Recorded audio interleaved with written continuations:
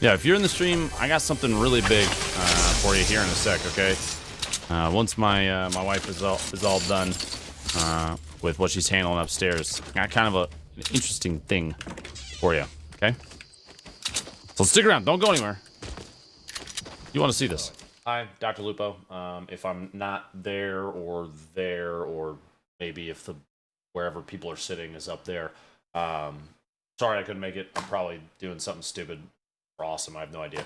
All depends. My schedule is crazy busy, but I wanted to talk about my experiences with kind of keeping private information secure and how things have bit us in the past.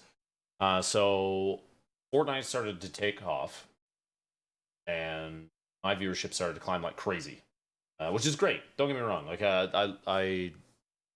it's wonderful. I mean, I've been able to do and see and go places that I never thought I would.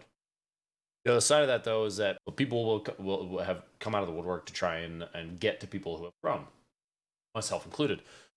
In March, my house was swatted 3 times. I got a donation on stream through Streamlabs, through PayPal. That was just like somebody held down the F key on their keyboard to like spam characters, and then it was immediately charged back. And what that does is there are methods through PayPal where you can reveal account information because of the chargeback instead of just like the forward-facing like business name.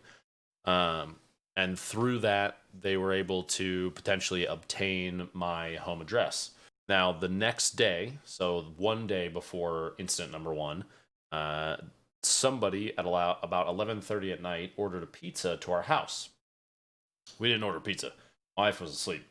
But I was like, I saw him, and I went down to the door, and I kind of barely opened it. I said, you know, what's going on? He's like, hey, you guys ordered pizza. I'm like, no, I did not. Thank you. And I basically just closed the door on him. At that point is when things in my head clicked 100%, because my expectation was the next day it was going to happen. Lo and behold, that's exactly what happened.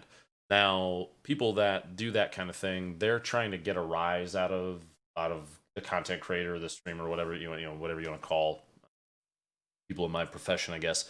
They're looking to create a scene. They want the whole SWAT team with a big battering ram knock down the door in the background of the camera and have all the drama.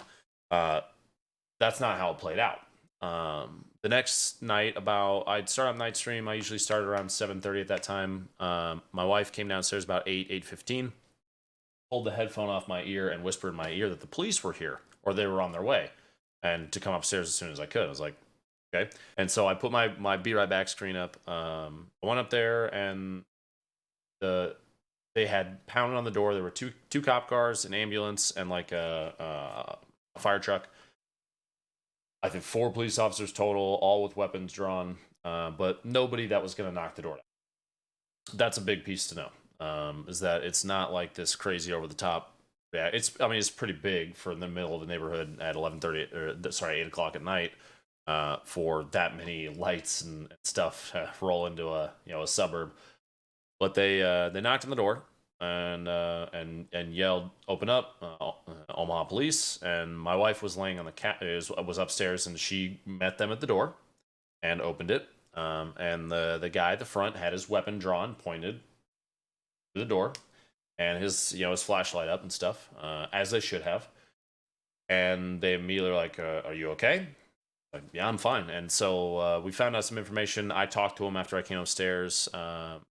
Whoever had called had said that I had stabbed my wife to death and I was going to shoot myself.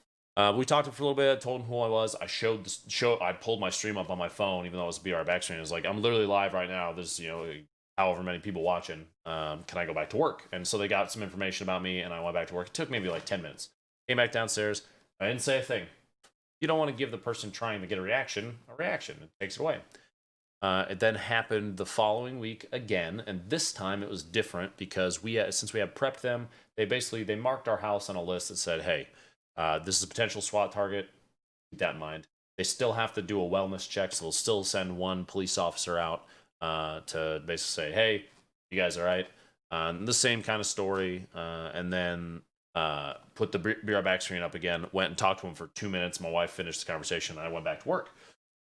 And so I didn't say anything again because, again, we were like, don't want to give him anything. But at that point, stress levels were pretty high, especially for Samantha, because it was just like, yeah, we have a kid, and it's uncomfortable to think that people, like somebody out there that wants to try and get a reaction, knows where we live. So, it's settling.